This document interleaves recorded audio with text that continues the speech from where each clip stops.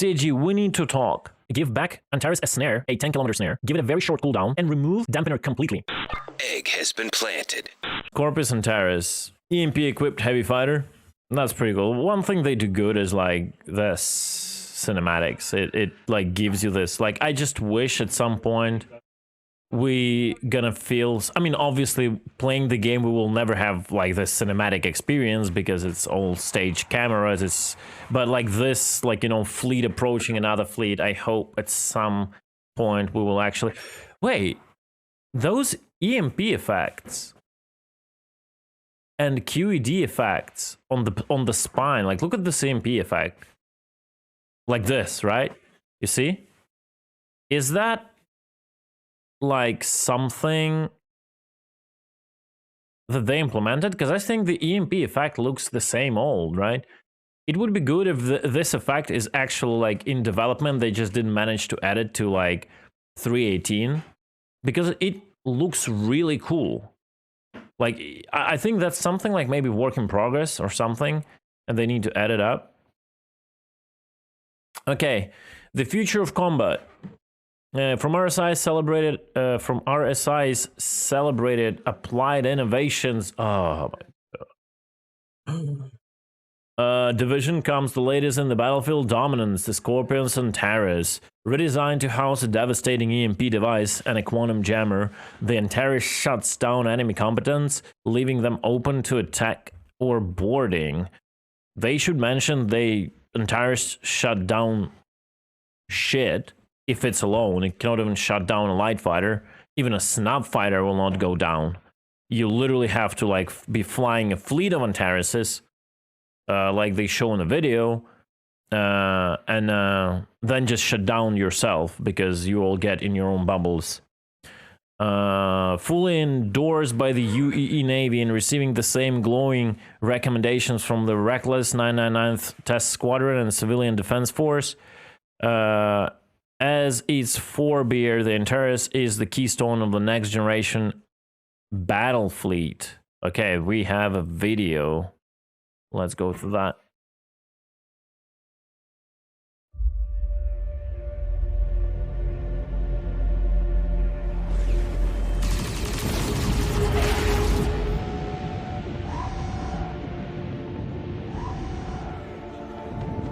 All available pilots to the strip. Julius Foot, you are cleared for takeoff.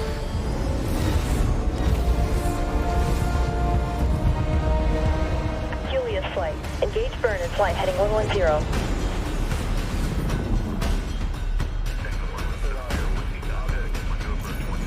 Press the button. Don't sleep, don't eat popcorn, press the button.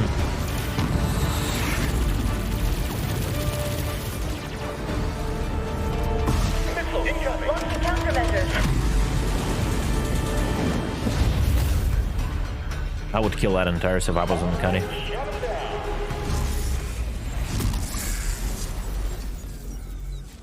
I've got a shot. Clear them out.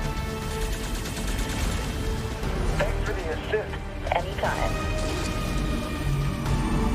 Quantum jammers engaged. Let's finish this.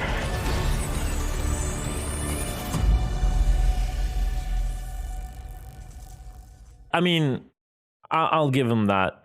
Like, CG, like, you just cannot deny the direction of their ads. I see this, like, I've been playing this game for so long and I've seen so many of their ads, but every time I see it, a new ad, it gives me shivers, right? It's so freaking good. I can meme all I want on how undeniably unrealistic everything is here, but the quality of marketing ads are on the next level, literally. And the fact that it is done, ad camping, true, griefer should be banned. And the fact that it is, I mean, it's definitely not only in engine. It is 100% like post-produced with a VFX on top of it, but the fact that it is based like basically on the engine is that the thing that is, it's just insane, right? They're really doing a great job.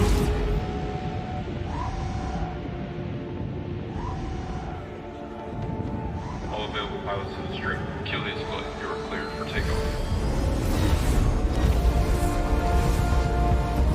You always want to be that guy in a wing. Flight. Engage burn in flight heading 110.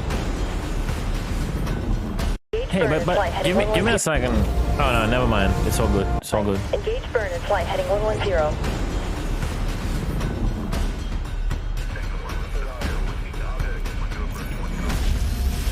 Yeah, the EMP really looks good. I wonder if they're actually like doing this.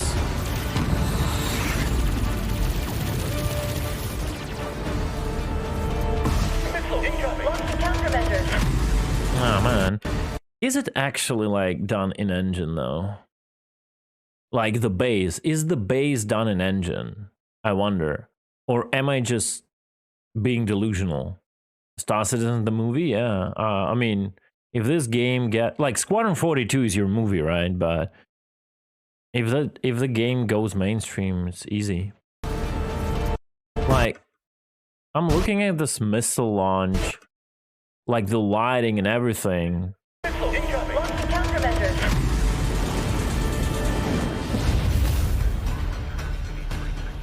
Alright, shut them down.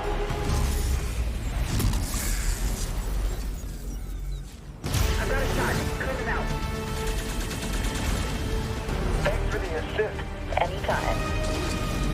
Does it have this animation in game though? That's the question.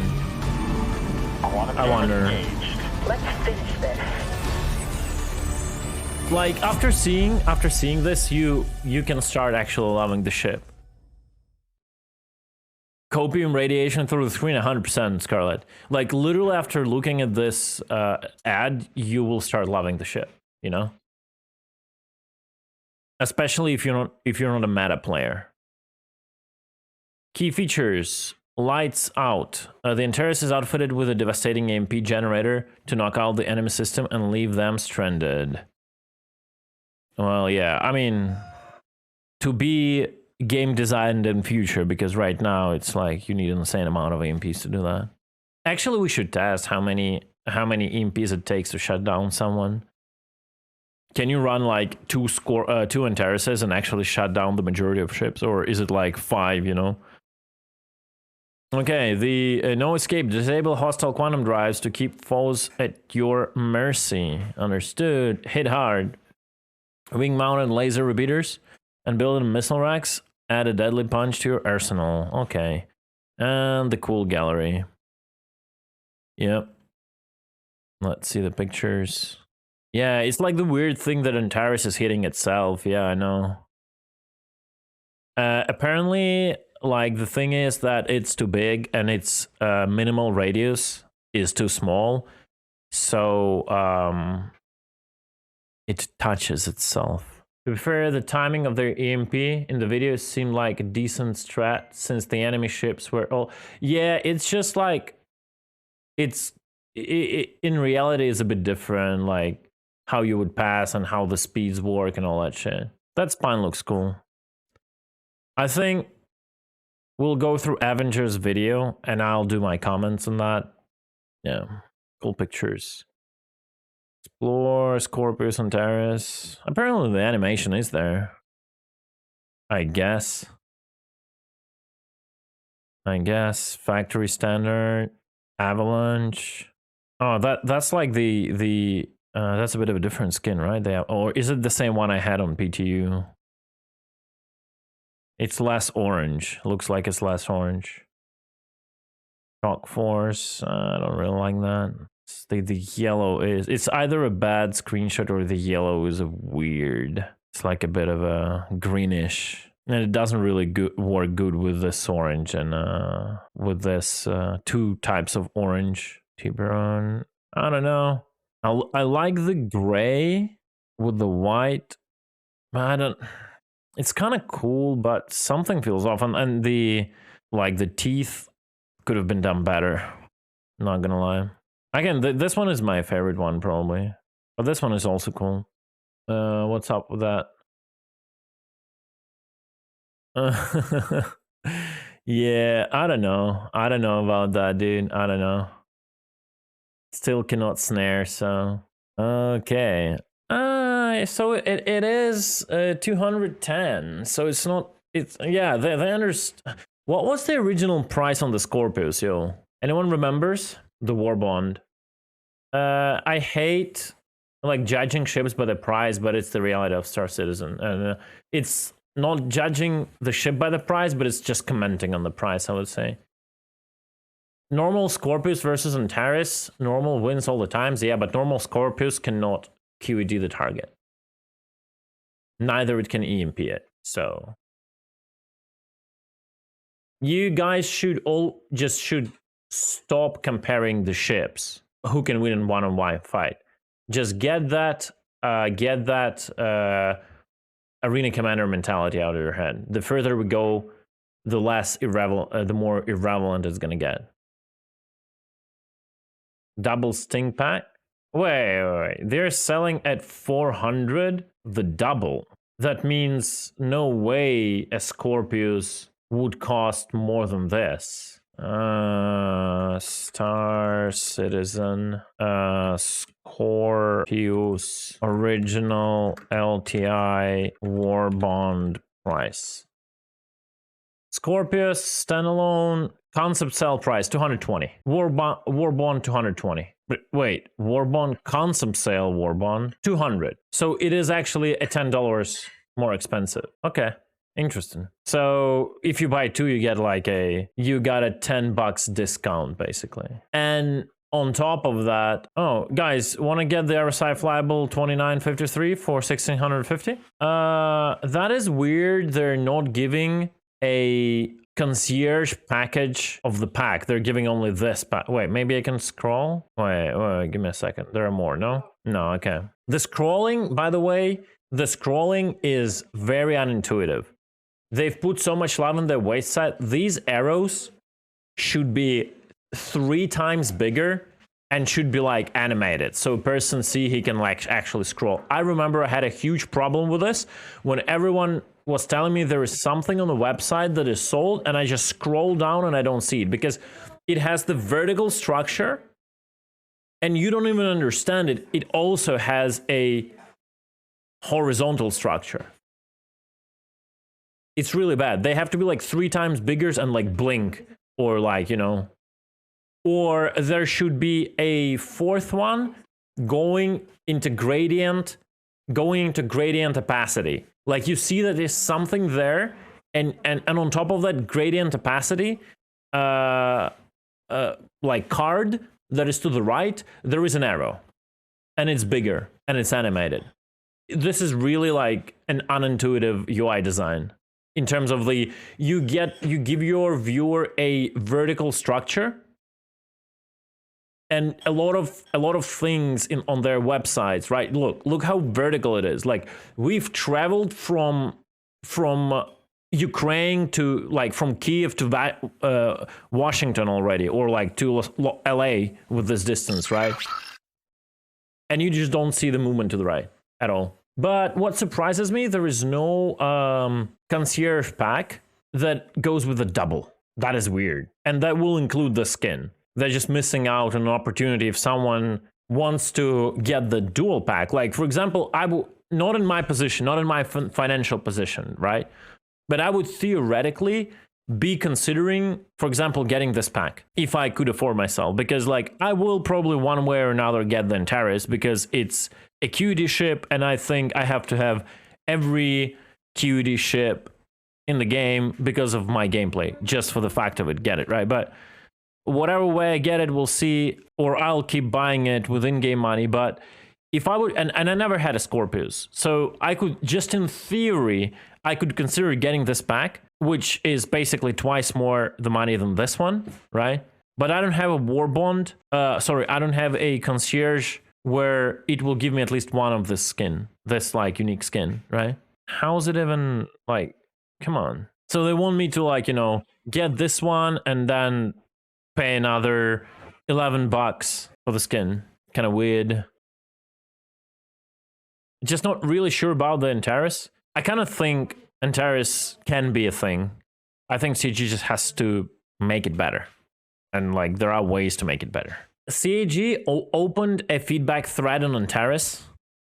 I think I'll just move my initial feedback thread on Antares and just copy and paste it with some additions now. So, yeah, is there a Q&A? Anyone seen if there is a Q&A? I think they had to release a Q&A. Let's go and see the Q&A.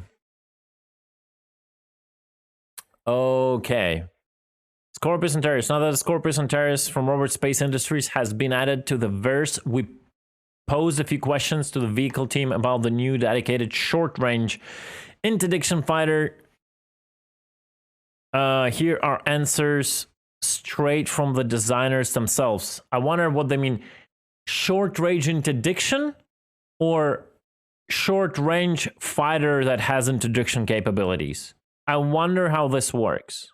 You get my point? Like, are they setting in stone only a dampener capability by saying, I mean, nothing inside is stone, but there is a short-range interdiction, aka dampener, or is it a short-range fighter with an interdiction capability, basically? You know, it's just how you kind of read the sentence. Yeah. So I think it's more of like a short-range fighter with an interdiction capability.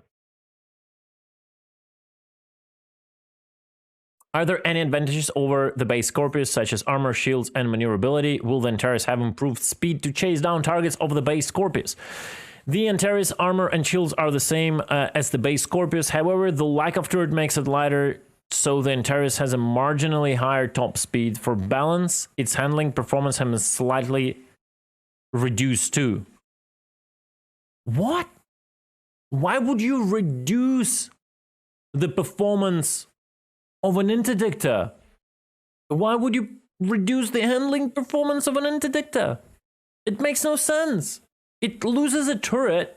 It has a utility to compensate for the turret, but it has to be more nimble.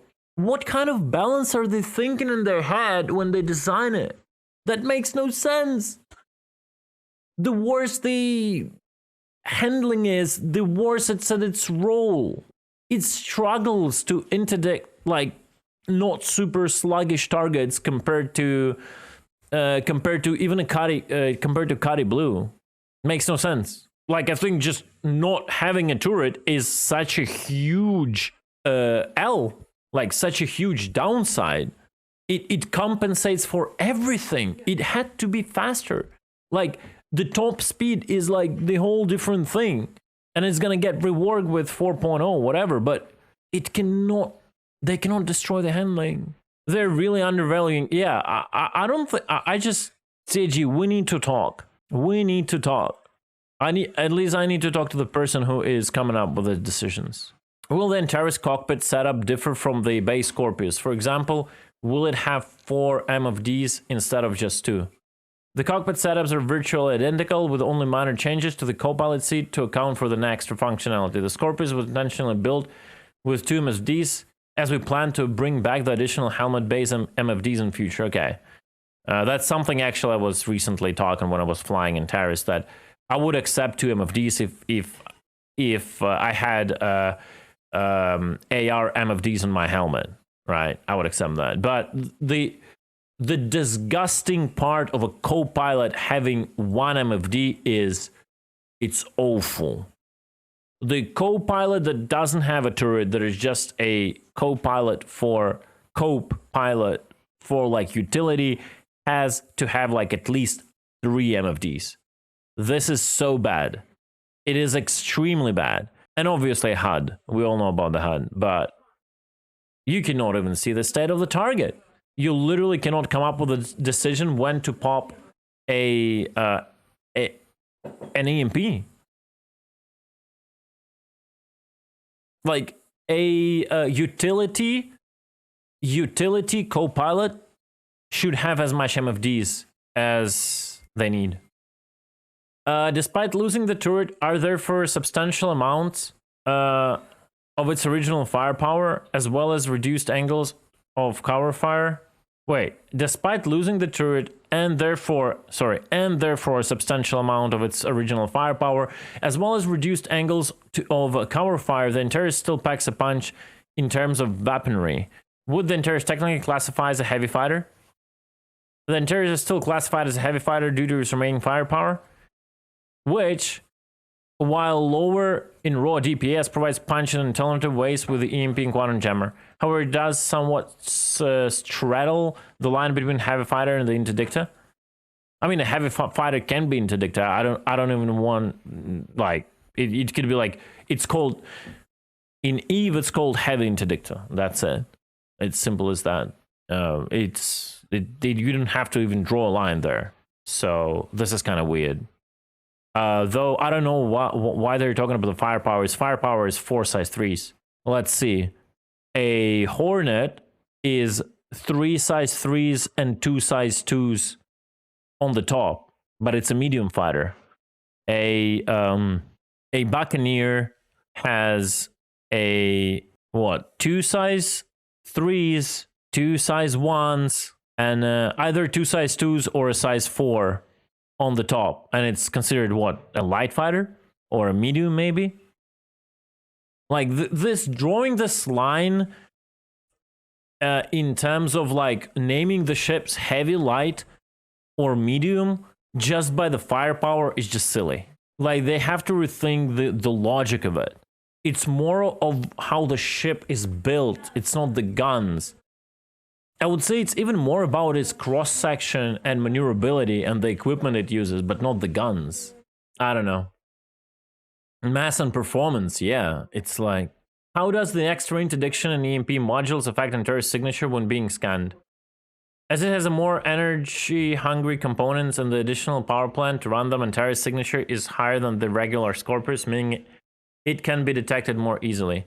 All of this makes no sense. It's just a copium, hopium, theory, craft, handwavium. In fact, Antares is, at the idle state, is visible around 8-9 kilometers. At the power down state, you can go it as bring it as low as 7.4, which is more than twice. Basically, let's say it's twice less than a Cuddy Blue. A lot of things in the current, like the entire current scanning and detection system is completely broken. They have to work on the cross-section signatures and IR signatures a lot. All of that makes no sense, but so let's just consider this phrase is a pure handwavium thing that has nothing to do with reality right now. How does the Antares quantum enforcement device component differ from that on the Mantis? The Antares doesn't have a full QED, just a quantum jammer, which prevents nearby ships from using their quantum drive. The Mantis has both quantum jammer and quantum snare, which pulls other ships out of quantum travel. However, the Mantis does not have an EMP like Antares. Like, they need to reconsider this. They need to definitely reconsider this.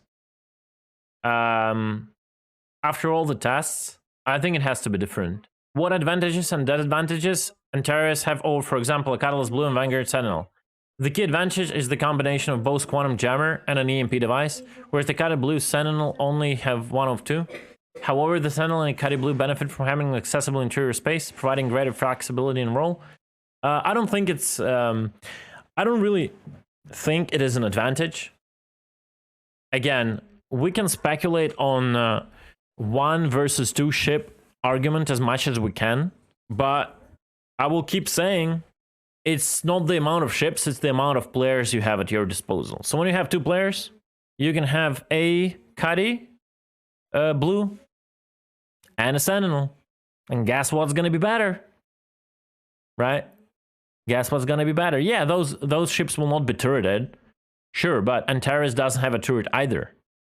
So, and those ships are having a size 2 quantum drive, right?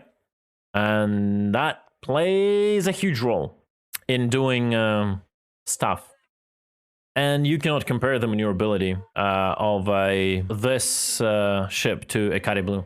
Yeah, and no one cares on the expensiveness. Like, if you think that people will care in the game on the expensiveness, you're underestimating players. The competitive scene will never care on the price of the ships.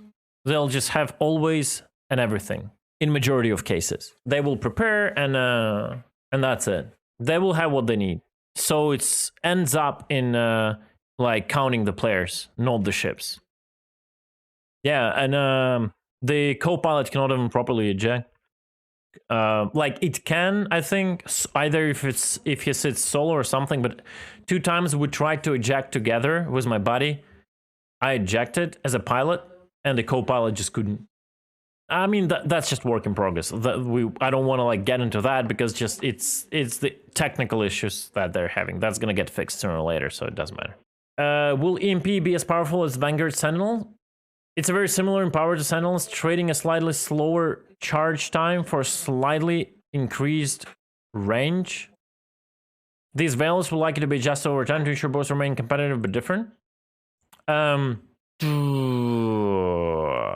Okay, that's an interesting statement, and I'll tell you why. First of all, I do think the EMP on Antares has to be more powerful than any EMP right now in game. It just has to make up with something. Just has to. Like at least 50% more powerful, right? It's hard to understand from this phrase what actually charges slower and what has more range. For me, it felt the charge rate of Antares and cooldown was faster than everything besides Hawk. Hawk is just smaller and so it's faster. The question is why they even compare to a Sentinel.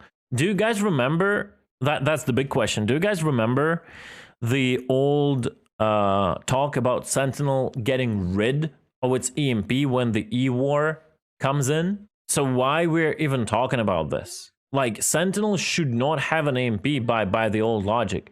It should have other E-War capabilities, not the EMP. Whatever those capabilities are going to be. I think they forgot. Yeah. So many promises they keep forgetting. This should be totally compared to a Warlock. Compare it to Warlock, compare it to like whatever Saber Raven that no one has. Compare it to Hawk, it doesn't matter. Don't compare it to Vanguard Sentinel. Doesn't make sense. As an Antares is not as maneuverable or nimble as a Vanguard Warlock, is the EMP area of effect is large enough to make up for this? Yes, the Antares EMP rate is higher than Warlock's to account for the reduced mobility relative to a smaller ship.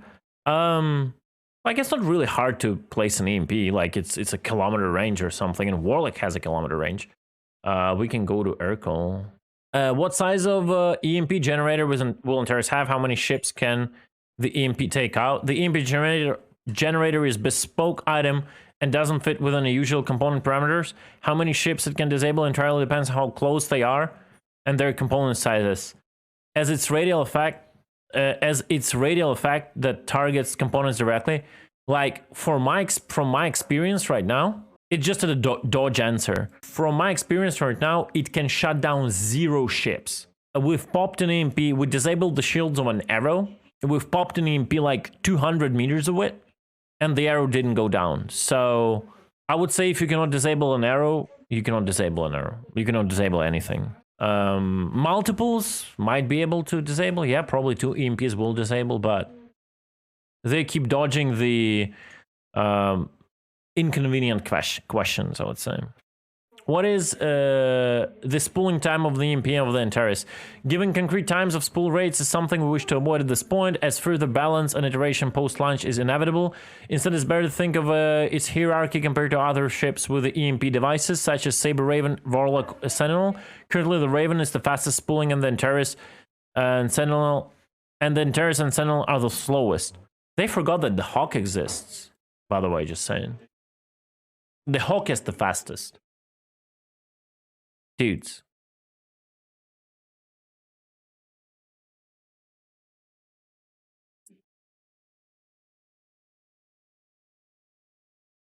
Come on, CG. Just send it to me next time. I will not take money. It's fine. Just send it to me in DMs, and I'll just guide you through the Q&A. It's fine. It's fine. I'm always there to help. Like, this game is my work, even if I stream it. I'm always there to help and make it better, so shitheads like me are not doing this comments, okay? And it looks just better. If someone is playing solo, can the pilot control the quantum jammer and the EMP? No. Oh, okay, so they answered that. Okay, good. A co-pilot is required to activate quantum jammer on EMP. Okay, good job. Does the co-pilot have control of the missiles as well as EMP? No, the co-pilot has just the access to EMP quantum jammer. The pilot controls the wings, weapons, and missiles. It's bad. It's bad. And I feel it's extremely bad they're making this as a statement. Is it because they don't want to do it? Like, they cannot implement it? We can do it in Cuddy. This is extremely bad. This is such an L for the ship.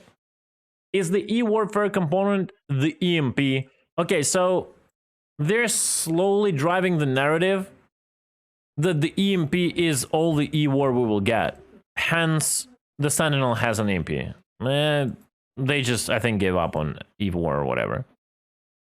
Is the E-war component of the Antares fully modular? For example, can it be replaced with a Scorpius turret? Is the Antares a full variant of the original Scorpius? The two ships have distinct geometry changes to the hull, making them full variants. The components are not modular, so there's no possibility of crewing. Yeah, that's fine. With the introduction of the master modes, will the quantum jammer effect of ship ability to quantum boost? Yes, the quantum jammer is currently planned to interfere with the ability to quantum boost. Yeah, that was the case always. Good. The possibility of extending the Scorpius wings configuration to include the flat pattern previously mentioned.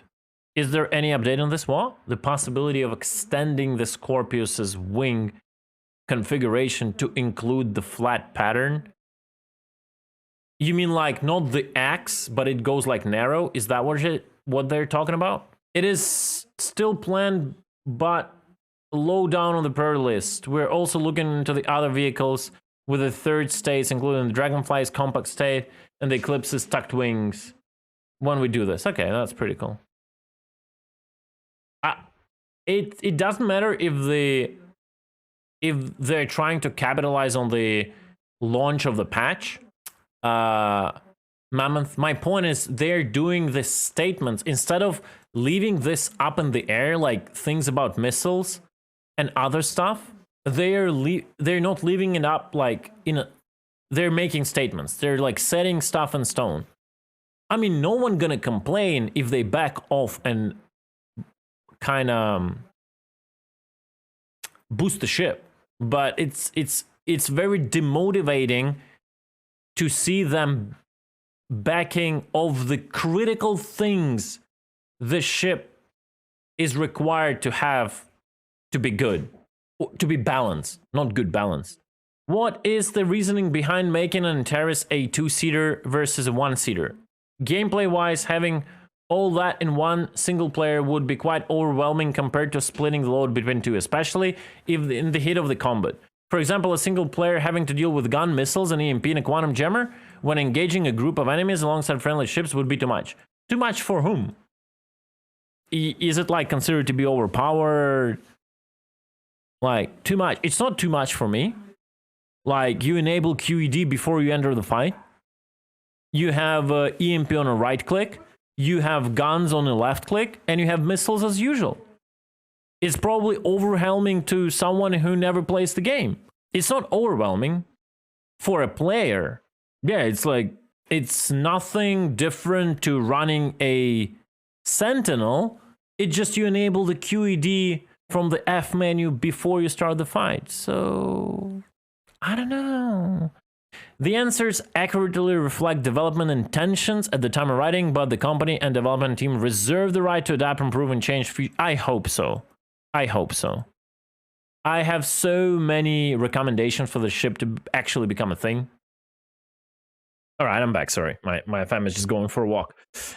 So I would say this: there are two approaches with the Antares that I see. They might sound. The first approach might sound a bit wild. Approach number one: make it a single-seater. Let the pilot do everything, and then the ship will be balanced. Because if you compared it to, let's say, Cuddy Blue, let's see what a Cuddy Blue has for the same, for the pilot capabilities. So the Cuddy Blue has same guns. Cuddy Blue has more missiles controlled by pilot. I'm just pay attention. Controlled by pilot. More missiles, same guns, better maneuverability with VTOLs, especially like the acceleration is insane. It has a QED, the same QED, 2-kilometer QED. So everything, it has the same shield. It has somewhat of a weak engines, but I think that's also like, that's not gonna stay like that. They're too weak. But like the moment you are under fire, you can just boost away. No one will catch you. The only thing it lacks is EMP. The only thing a Cadi lacks is having an EMP. Cadi Blue, right? So now what Antares cannot do as a single-seater ship compared to a Cadi Blue being a single-seater ship. Like, imagine there is no co-pilot and no turret gun or nothing in Cadi Blue. Antares cannot take cargo in, doesn't have a living space, cannot take prisoners in, right? So, prisoners, captives, no. Cargo, no. Just living space, a bed to log off, to bed log, overall inventory space and all that. That is all non-existent. I think that already goes for an having an AMP with you. On top of that, if you put a second person in a Cadi, you have a turret that can shoot everything around you, including annoying light fighters, and just destroy them if they don't run away. And they have, even light fighters have hard time running away from a Cadi with its VTOLs. On top of that, if you have a buddy for a co-pilot, they can launch missiles while you shoot the guns. There are so many pros that a Cadi Blue has compared to Antares that literally at this point, I would say having all of that given to a pilot in Antares, it just feels fine. And the second seat can be just, if you want, you can have a co-pilot that will manage EMP, QED, and missiles if you want. If you don't, just do it yourself. That's the one way to approach it, right? Another way to approach it is very questionable, but like some people said that, Tumblr said that, give it back the turret, make the turret size 1 quads, not size 3, size 1 quads, downsize the pilot guns to size 2. So pilot size 2 guns, turret 4 size 1s, and then EMP QED to the co-pilot. That's like a very different approach. And then the third approach, just make the current gameplay better. Give a co-pilot a proper HUD, first of all, so he can see the target and all that stuff. Give a co-pilot more MFDs, so he can see the status of the target, he could see the status of their own ship. And they have also a screen like with weapons, and they have the screen with communication, so they can hail someone if you're pirating or whatever, you can hail. You just co-pilot can do that, right? Give co-pilot control of missiles, and that's gonna increase the gameplay a lot. It's the same way to do the gameplay, but it's gonna increase it. It's just gonna be better. All those three ways are valid choices. I'm hesitant on the turret way. I don't really like it.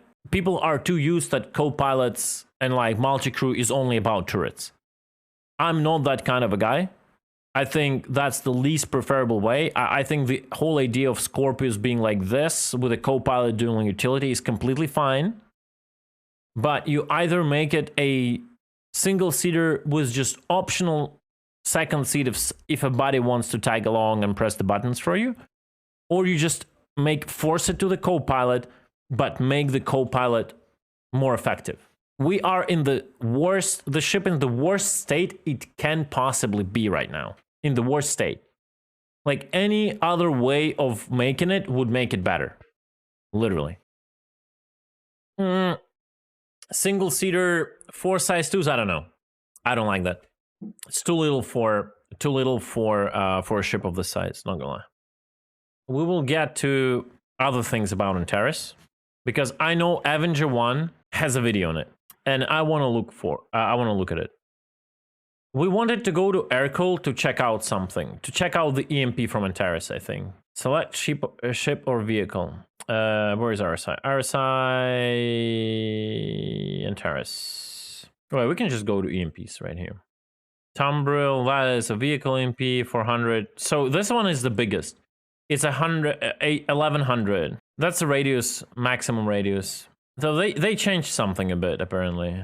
Bearing.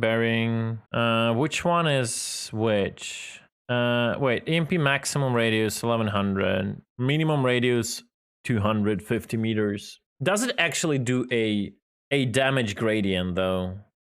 These are the ones we're looking at. This one of them is cooldown. Yeah, so this is Warlocks, I think, EMP. This is Sentinel's EMP, I guess. So the timing is the same of the Warlock, but the distance is bigger. So the cooldown is the same as the Warlock. The charge up is more than a Warlock. The distance is more than a Warlock. The damage, all of those three are the same. It deals 2750 damage, distortion damage. So if we go to power plants, and let's say we go to military ones, and let's say we want size 1. No, let's say we want grade A's. Quadricell GS 300. Let's do it like this. We want military. No. Wait. Yeah, grade A's. We want to select for example, let's say all the quadricells. Oh, okay, we'll select all grade. Wait, no. Yeah, right. I'm doing everything correct. Never mind. I'm stupid. Okay, grade A's. That's military. Military grade A's. Okay, so we're gonna compare selected, and we're gonna go to here. Thermal energies, thermal mass, thermal health, distortion, shutdown damage. So size 1 power plants have 6,000 distortion shutdown damage. So what they say in the Q&A, that's what I said. It's complete handwavium copium. So the damage of our EMP is 2750 or whatever, which means having a grade A military power plant, even 2 EMPs will not shut it down.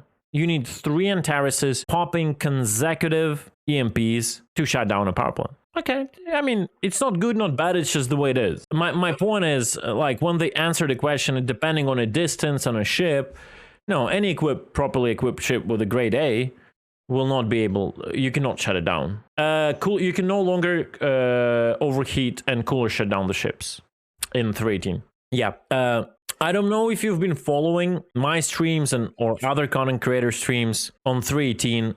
The way the distortion shutdown works at this point is if you manage to shut down a power plant, you shut down the ship for exactly 5 minutes. So it's basically your cooler overheat shutdown. So there is no need for that anymore. The ship will not go back up for 5 minutes. Yeah, so there is no need for that. Okay, so any size 2 or above is out of the question. Depends on how fast it bleeds back so there is a distortion decay rate. Apparently it is it looks like it is per second. So let's say 20 units per second of distortion damage, right? So if we take a calculator and we go back to QEDs, sorry, to EMPs, and let's say we have a cooldown of 22 and a charge time of 27. So that's gonna be a total of 49, right?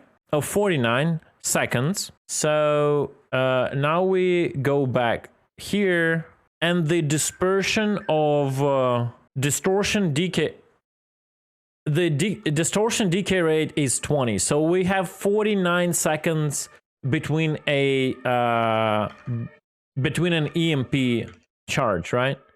So we'll take 49 seconds and multiply it by 20, and we can see that out of 2750 EMP damage, 980 of damage, which is 49 by 20, is gonna go away already. Is gonna bleed out, right? So let's just double check EMPs. 2750, yes, I was right. 2750, so we're gonna go minus 2750. Wait, 2750 minus 980. So we're left with a 1770 distortion damage. So if you manage to land EMP one after another in a like consecutive, right, manner, one after another, like second and second, you're still like dealing actually 1770 with every shot. So the distortion resistance is 6000. We're gonna divide it by 1770, and we're gonna get 3.4 EMP charges you have to do on a single seater that has a grade A military power plant to completely disable that. It's any single seater that runs like size 1 power plants. You have to EMP them 4 times in a row. Like, you know, be on target. Every time you're out of cooldown, you instantly pop it. The moment you waste every second, that distortion damage like just goes down and down and down, and it may be 5 EMPs or whatever, right? Yep. So the thing is, EMP is in a bad spot overall. It's in a bad spot, and I can't understand why, because they try to balance right now distortion cannons as much as they can, and the changes they did nerf the EMPs in itself. But the problem is, if you boost up EMPs to go along with those changes, there are going to be other consequences to the game, especially like consequences of how much damage you deal to the shields with the EMPs. You have to then to toy more with the resistances of the shields to an EMP damage, to distortion damage, and if you do that, that will affect how effective the distortion guns are towards the shields. So I understand the struggle. I'm just letting you know how it works right now.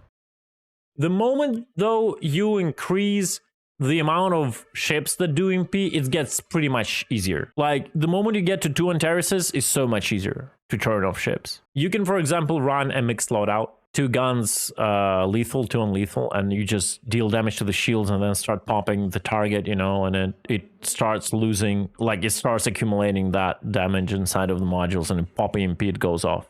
That's that. Let's see what other grades have to offer. The usual thing people are running would be something like if they don't upgrade. So if we're looking at a size 1 ship, civilian power plant that runs the C grade, no, it's still 6000. So everything is still the same, you see? So because the modules aren't balanced, like no matter what you do, it's 6000. It's 6000 for size 1, it's 12 for size 2, it's 40 for size 3, and it is 200,000 for a size 4, capital size. Okay. That's fine. I think it's not bad. You cannot have a win button, like just have an EMP win button, you know what I mean? But I could see making it stronger for this ship specifically, especially if we are talking like dual pilot kind of thing. If it needs a co-pilot, I think they could have done it 3000. I would even say 3500. I would see this doing a 3500. So it kind of still needs 2 EMPs to shut down a size 1, but it has a bit of a margin. I think that would be legit. And then it would kind of promote that use of a co-pilot, like it's actually like good EMP, you know? Even 4000, it will still not shut down the 6000 drive, 6000 power plant with 1 shot, right? It still will not do that. But it needs 2 hits, so the light fighter should be stupid after the first MP to stay around, right? The distortion now does not influence, with 318, does not influence the output like it was doing before. It is binary, on or off. Okay, so that I think that's enough on EMPs. Let's go watch the video from Avenger.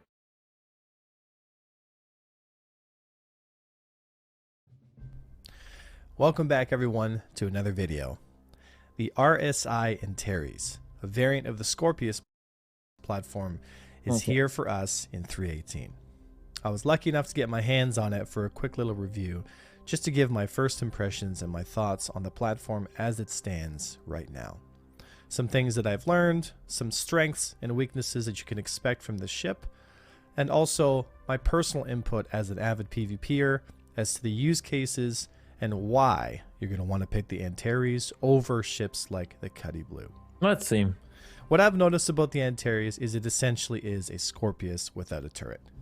Obviously. But although it's not as effective as its brother, and in many dogfights against the Sentinel, the Scorpius, the Hurricane, and Vanguard variants, ultimately comes out on the losing end. Of course. The flexibility of the platform isn't really meant to be a dominant dogfighter. Its real strengths is its ability to stay in the fight while maintaining a dampening field within 2,000 meters. So for all the ships out there, the Mantis, the Cuddy Blue, and now the RSI Antares, I would put the RSI Antares on top over the Cuddy Blue as a better platform to use to interdict, catch, and hold people in a combat engagement. Whoa, I'm ready to close this video. What he is even talking about? The Mantis is still the king, and with a high-skilled pilot, you can keep the Mantis in range of targets for quite a long time. But the RSI Antares is a really good in range of targets for quite a long time. But the RSI Antares is a really good platform, and in terms of its combat ability, it still has a chance to fight back and manage the engagement as best it can. Okay. Unfortunately, ships like the Cuddy Blue just simply do not have the flexibility or the combat prowess to really maintain a credible threat on the field against trained, coordinated, and skilled pilots. Okay. So he's saying that the ship will be better in combat than a Cuddy Blue with a turret, if we consider that we use two people, like a person, like they're both two-man ships, right? Let's say. We're not taking we're not putting the third guy in a Cuddy Blue for missiles for the purity, right? Two people in Antares versus two people in a Cuddy Blue. You can kill almost anything in this game with almost any ship. Well, that's true. That's a matter of skill on both ends. What I'm trying to tell everyone here is the Antares is a decent choice to pick against the trained hostile enemy forces that you will be encountering in 3.18. Okay. There's a big Why? saving grace for the Antares, and that's her top speed. It's faster than light fighters, and Yeah, it's faster than a Cuddy Blue by 3 meters per second. The Cuddy Blue goes 1300, right? So that's the same. all the heavy fighters. So it decides when and where it takes a fight. Unless the problem is that you cannot disengage from the fight in Antares properly like you can in a Cuddy Blue.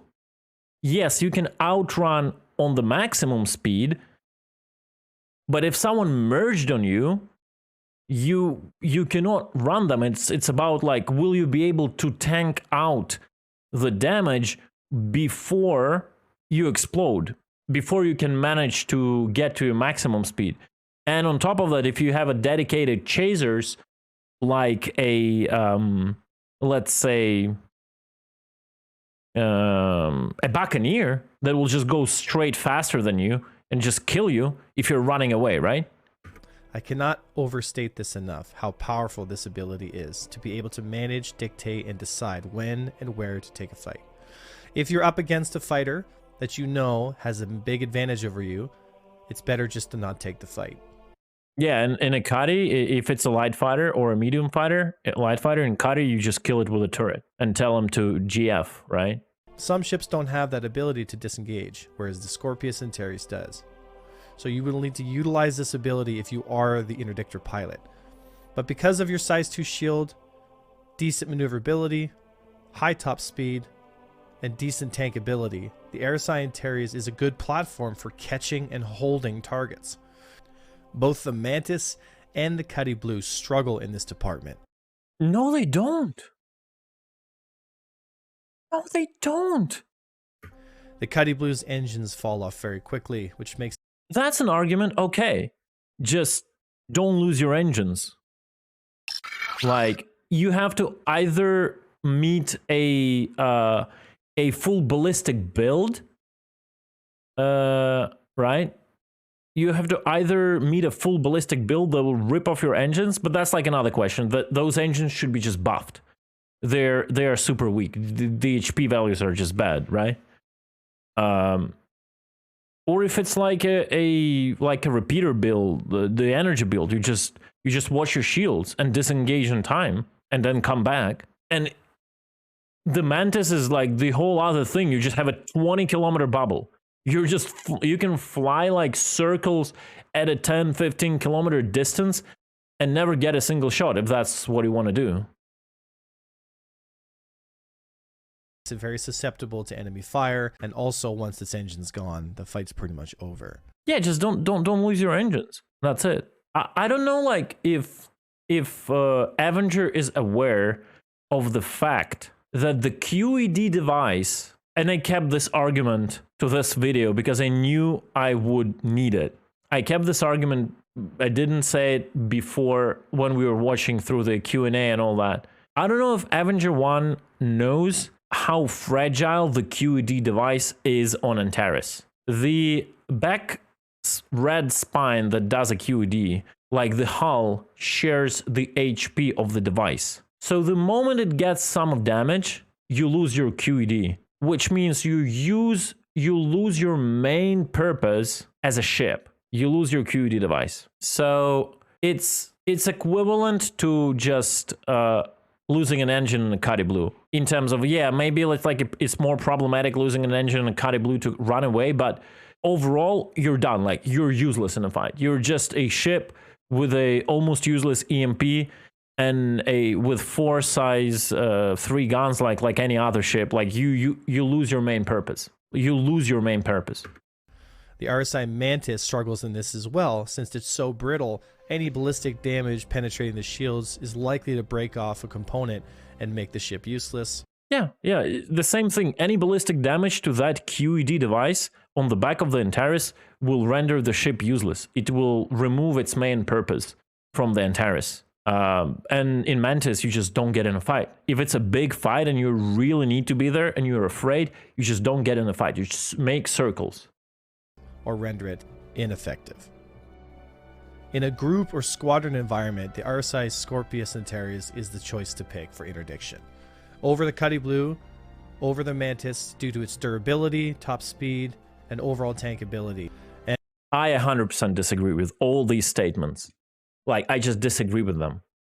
With all the respect to the knowledge of, like, combat Avenger 1 has, I just feel this is a comment from a mostly PvP dogfighting oriented player. I mean, with all the respect. So saying that this ship is better than a Mantis in a squad combat environment, oof, I don't know. Mantis just flies. It charges up a snare and just flies.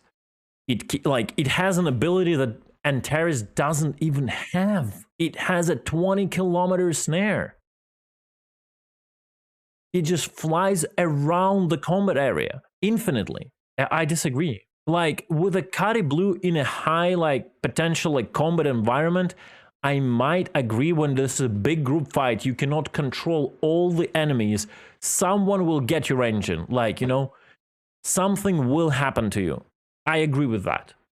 Partially. I agree with that partially, because you can lose an engine easier in that environment than an Antares. But then again, Antares in a group fight environment, because someone can get on your back, the moment you start getting the hits on the back into that red spine, your QED is out. It's gone. It's not working. So, and on top of the fact, during the combat engagement, the Scorpius Antares will likely be able to contribute to the overall battle a lot more than ships like the Mantis. yeah, this is true. This is true. This is true. I agree with that. That is a proper statement. Mantis in a big, huge like fight, like a group fight, Mantis will not contribute to the fight as Antares can. Mantis, the only job for the Mantis will be to not let opponents run away. Like anytime you go into combat, that is 100% like valid argument. Every time you go closer to like land some shots, you are risking like losing your ship and losing your main purpose, right? That is true. That's no questions here. Like, but still, again, Mantis is a one player ship. You can be snaring that, and the second player who sits in your co-pilot in Antares can be just running a full armed like combat ship, right? So that's like the whole other point about it. With a Kadi Blue, it's kind of, I think, in that scenario, it's like both ships have their plus and minuses. Like Kadi will just VTOL the fuck out of. The moment you see like the shields, your shields start blinking, you just VTOL tricord, you're out. You're out. You will definitely lose the bubble on the target, right? If that is what you're doing. But same goes with the Antares. The moment someone gets on its tail, Antares gets the damage on that spine, the bubble is down. The nature of the Mantis is not to engage. It's to hold targets at long range and let the rest of the squadron pick away and engage whatever target that they've been able to interdict. The RSI Scorpius will be able to get in there and brawl with the squadron as well as hold the target down, which makes the RSI Scorpius Antares a nice ship to fly in a group engagement. If you expect to be winning dogfights in this ship, you'll be mistaken. Yeah, Against coordinated trained light fighters, it's a very, very, very difficult fight.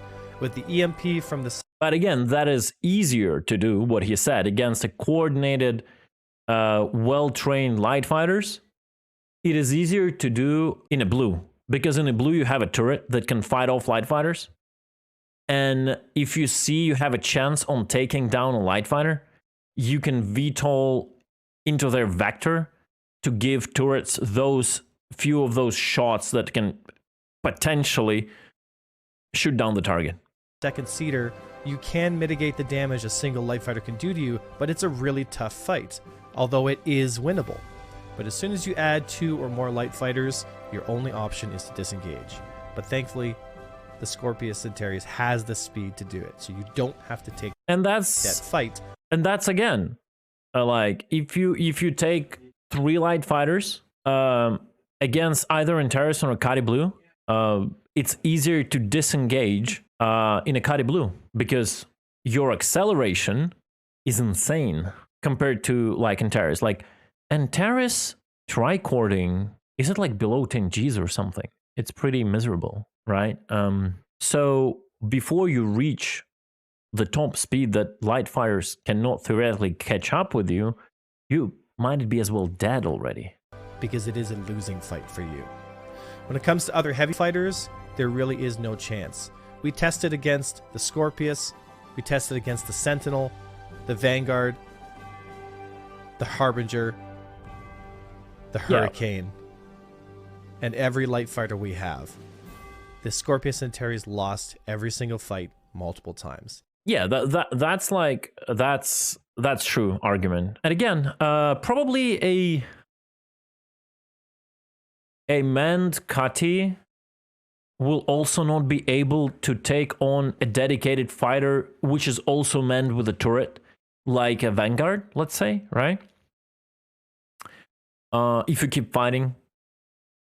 But Kadi will do much better against light fighters, right? Kadi will do much better against light fighters because it has a turret. In atmosphere and in space. Against multi-crew ships, the Antares did fine. We were able to win fights very handily against Constellations, against Corsairs. How would you win a fight in Antares against a Constellation? Hey, if we're talking about a crewed ships, right? He crews Antares, right? How would you win a fight against a Connie? Like, crew a Connie and it's a death sentence for Antares. Like, those I don't know, it's weird. It's weird. Those comparisons are just weird. Did fine. We were able to win fights very handily against Constellations, against Corsairs, and other multi-crew ships. But in terms of the combat ships, the Antares is not the first choice, and nor should it be. If it had the ability to hold people down EMP and Yeah, like if we're talking a crewed Antares, you should crew the other ships you're fighting against, right?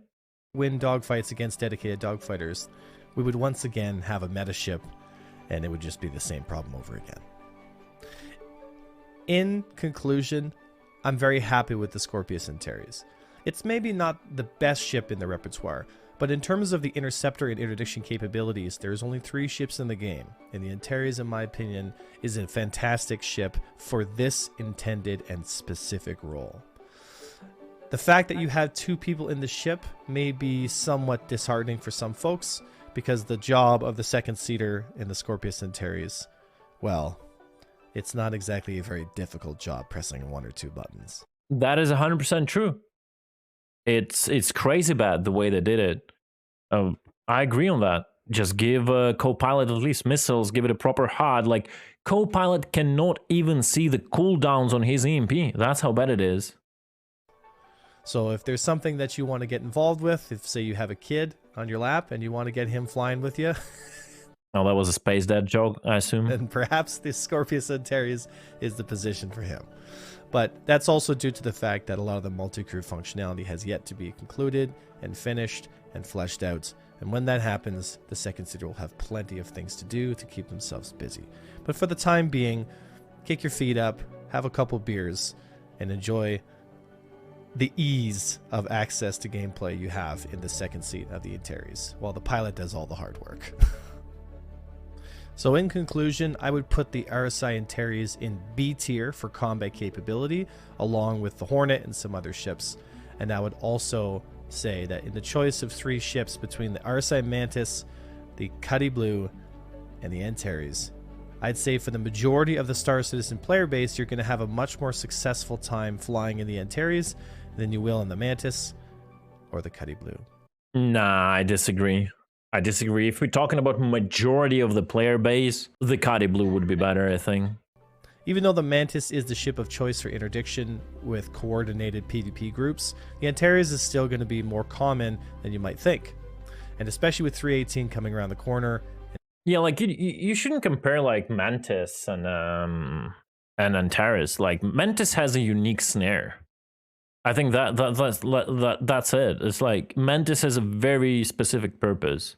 You don't even need to compare it, yeah. Interdiction becoming a very staple part of the game, you're going to see a lot more Antares flying around. And if they're supported with a coordinated group of fighters, whether they be mediums, heavies, or lights, you're going to have a hell of a time making sure that you get away from that engagement. Because you cannot run from the Antares, and you cannot fight a multiple gang of people alone unless you have some training. Which is why we're here.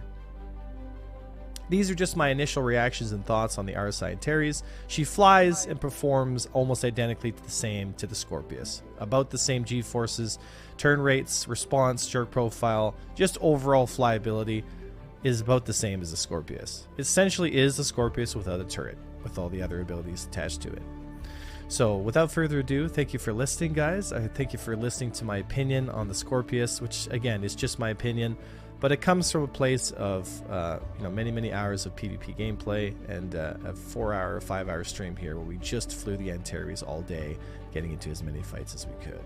I'm still a fan of the Scorpius ships. I think this is a great addition to the game. I think it's going to be really important for people to understand that interdiction's here to stay and it's not going away.